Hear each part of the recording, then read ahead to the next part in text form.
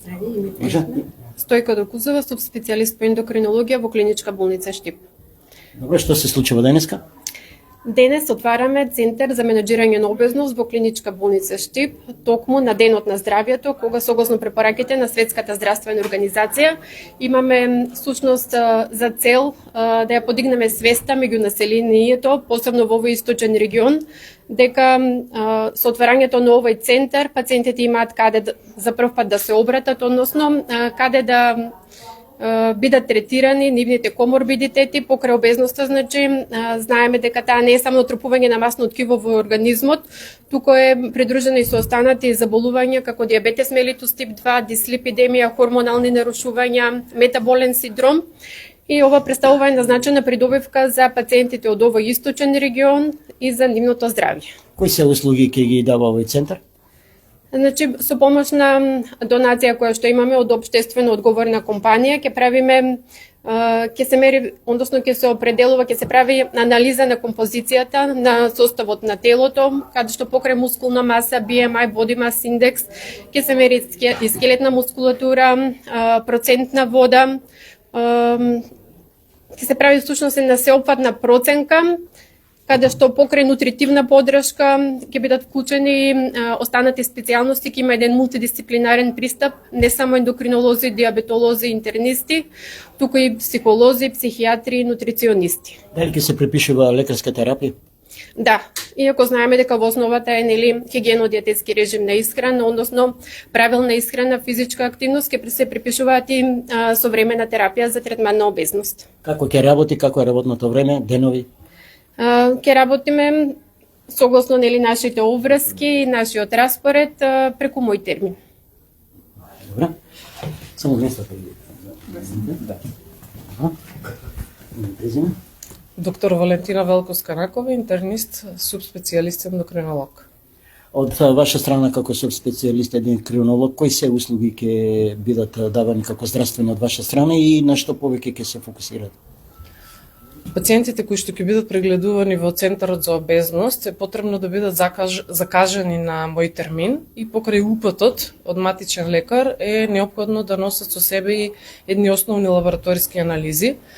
Лу1 образец на кој што во посебен фокус ќе ни биде гликемијата на гладно, тромесечниот чекер или гликолизираниот хемоглобин.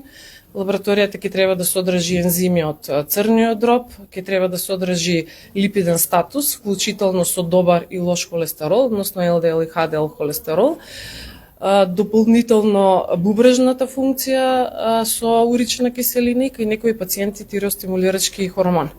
Во овој центар за обезност ќе се проценува тежината на обезноста и, како што спомна колешката, имаме можност за мерење на составот на телото користејќи in-body скенер, кој што е супериорен во проценката на телесната тежина и составот во однос на стандардните мерни скали.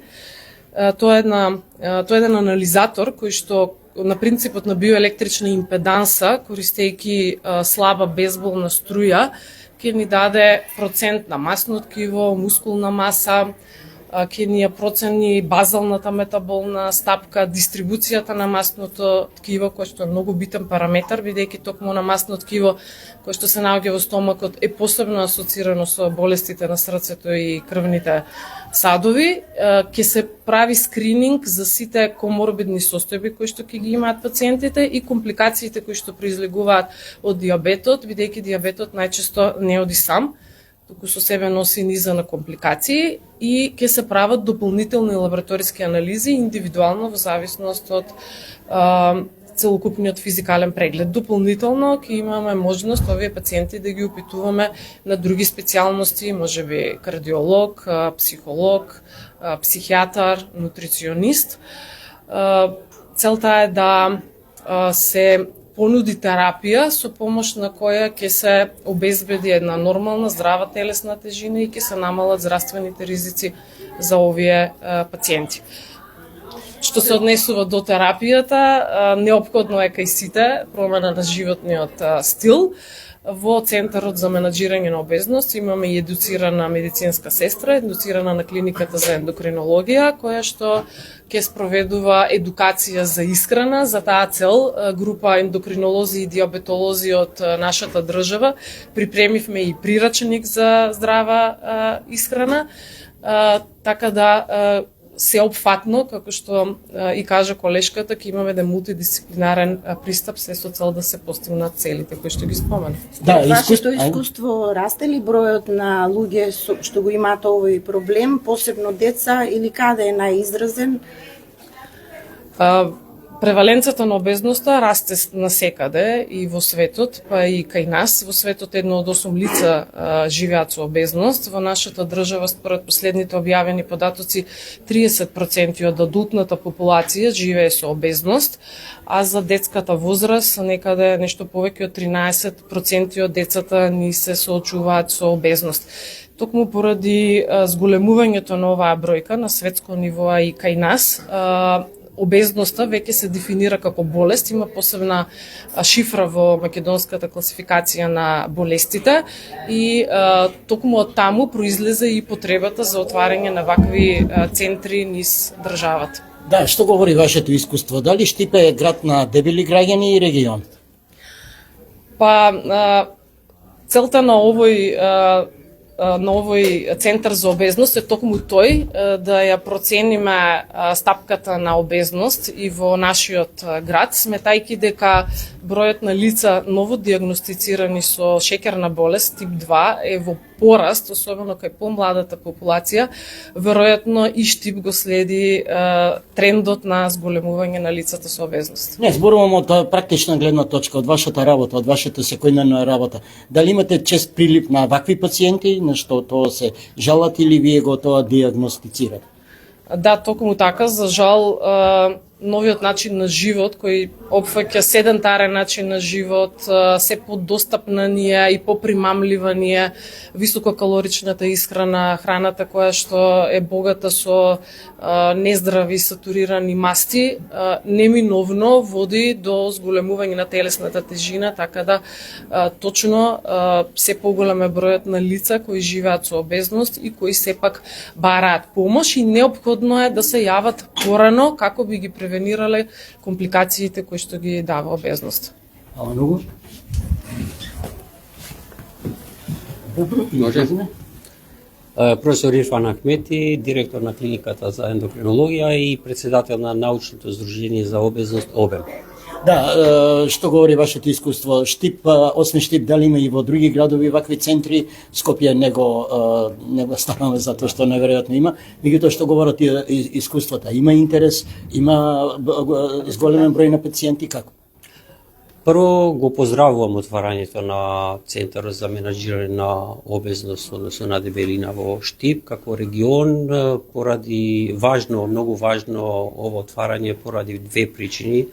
Поради тоа што беше кажано, наглото зголемување на бројот на лица со обезност, каде што овој центар има за цел да го подигне пред се свеста за постоењето на ова хронична болест, која што предизвикува многу коморбидити, преку 200.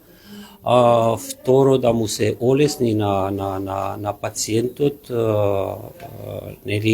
да полесно доаѓа кај лекарот, да се комплетно направат испитувања со цел не само да се диагностицира ова болест, затоа што зборевме за бројките што се во нашава земја. Можам да кажам дека ние сме обезогена држава, што значи дека, на жалост, негде околу 60% од нашето население или се надхранети или обезни.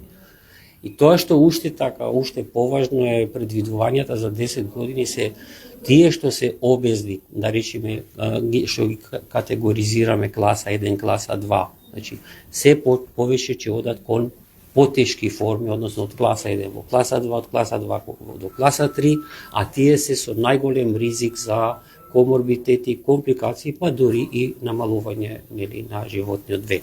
Тоа што е многу важно за ваквите центри е да исто така и кај нас здравствените работници да се подигне свеста за поставување на дијагноза за обезност. Што беше прашано како е бројката кај нас. Ние работиме со предвидувања од Светската здравствена организација, од Атласот, значи ние тие бројки од предвидувања ги кажуваме, а не регистарот. Така да, еве и како председател на научно здружение на обезност, работиме и со Институтот за јавно здравје и со Министерство да ние направиме наш регистар, значи прецизен регистар, не само за дијагнозата E66 за дебелина, за обезност, него и придружните состојби што се причина поради обезност. Зашто од нашето искуство е, на нашата клиника преку 2000 пациенти имаме регистрирано, значи обезни, благодарение на тоа што дошле во центарот за обезност. Од нашето искуство често пати се случува, значи пациент доаѓа за друга, нели, проблематика, дали хипертензија, дали срцева болест, дали проблеми со дише, на некој начин ние не му припишуваме втора дијагноза обезност.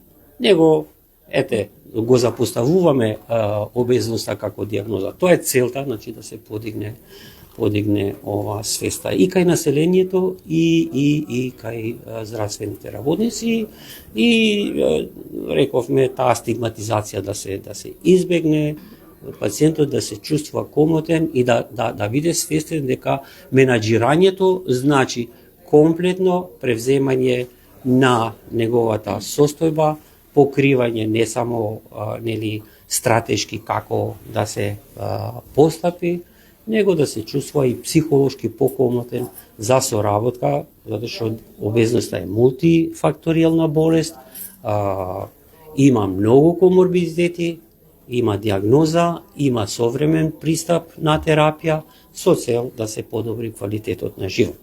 И сега да се вратиме нели на светскиот ден на здравјето, значи за подобро здравје, заедно за науката, значи ова фактички ги покрива како универзитетски град, како што е Штип. Целта ни е тоа што прашавте како е Штип. Меѓу другото, имаме универзитетски професори тука, заеднички да видиме кои се тие причинители најважни, да речеме дали имаме локални причини или па како што се општо познатите причини. Така да мислам дека со ова отварање на овај центар, што е многу важен за овој регион, ќе ја подигнеме општата свест кај населението. Во борбата со килограми многумина посегнуваат по разни суплементи, што вели науката, има ли ефект од вакви брзи намалување на килограмите? Значи, видите, секоја инсистирање, односно самоволно или инсистирање на брзо ослабување на килограми, обично ние како здравствена фела не го препорачуваме, но балансирана исхрана, односно интервенцијата во стилот на животот со докажани диети, дали тие хипокалорични внесови на храна, односно медитеранската, односно интермитент фастинг и така натаму, значи ќе се направи проценка која врста на диета би била покорисна за пациентот и секако ние сме за постепено намалување, не тие нагли редукции на телесните живи. Сосема накратко, дали се спушта старосната граница за ова заболување? Кој е најмладиот пациент, кој е најстариот? Одлично прашање. Тоа што представува еден голем аларм, сериозна загриженост е дека обезноста и надхранетоста е се почеста кај деца и кај адолесценти, како што беше спомната, негде околу 15% од децата и адолесцентите се обезни, што е сериозна бројка и освен познатите причини, седентарниот стил на живот, лошата исхрана, физичката неактивност, која што доведува до ваква нагла промена, каде што порано немаше ови што дебели, односно надхранети деца, која што нажалост предизвикува и појава на болести кои што се директно предизвикани од обезноста. Една од таквите е диабетесот тип 2, кој што порано скоро го немаше кај деца и адолесценти, но сега како диагноза често знаеме да ја Имате ли информација кој е најмлад, колку има години најмладиот, а колку најстариот? Ние немаме таква информација затоа што ние сме адултни ендокринолози, значи ги земаме децата од 14 години нагоре, но еве да најавам дека исто така со клиниката за педиатрија работиме за и таму да се отвори центар за менаџирање на обезноста. Многу. Директоре, овде. Јас пократок. Да. Добро, едно прашање само во врска со центарот, а потом и за ковид центар. Што значи за клиничката болница отварање на овој центар? Така, најпрвен би сакал на сите здравствени работници и граѓани на Македонија да го честитам денот на здравјето 7 април. Овој 7 април прва активност и доминантна во клиничка болница Штип е официјалното отворање на овој центар за обезност, кој што е заедно со донација од друга фирма имаме апарати, што значи самите специјалисти и субспецијалисти и професорот веќе ви одговорија на прашањето. Значи ова е втор центар во Македонија кој што е отворен во периферијата. Првиот мислам дека е во Општа болница Прилеп отворен. Сега овој е во клиничка болница Штип отворен центар за обезност и овој ќе биде регионален центар за цела источна Македонија, се доека не се надогради со некој друг центар во југоисточна Македонија. Дали денеска се отвара ковид делот кој што во модуларната болница се пренаменува? Дали од денеска почнува да профункционира? Кои се ординации тука ќе бидат и што е фактички практичноста од ова преименување? Како веќе што ви кажав, доминантна активност за овој ден е отварањето на овој центар, дојка другото е дека веќе заврши фазата на поправка на модуларната болница и веќе официјално од утре сите амбуланти од мој термин што се во клиничка болница Штип се префрлени овде во оваа просторија и што добиваат граѓаните, значи технички овде имаме повеќе амбуланти отколку што имавме во старата зграда, што значи со тек на време ќе се добијат повеќе термини, мој термин да имат вработените да пуштат и така што сите специјалисти и субспецијалисти ќе бидат подостапни за самите граѓани. Колку се тоа на број ординации? Околу 17. Како работно време, како тоа ќе функционира? Така, значи овој објект овде кај што ќе биде мој термин ќе функционира во работното време, значи во прва смена и ќе почнува со од 7:30 8 часот, со тоа што сите специјалисти ќе пуштаат термини и со закажувањето од примарното здравство на тие термини пациентите ќе можат овде да добијат и без проблем да добијат услугата што и треба. Hvala.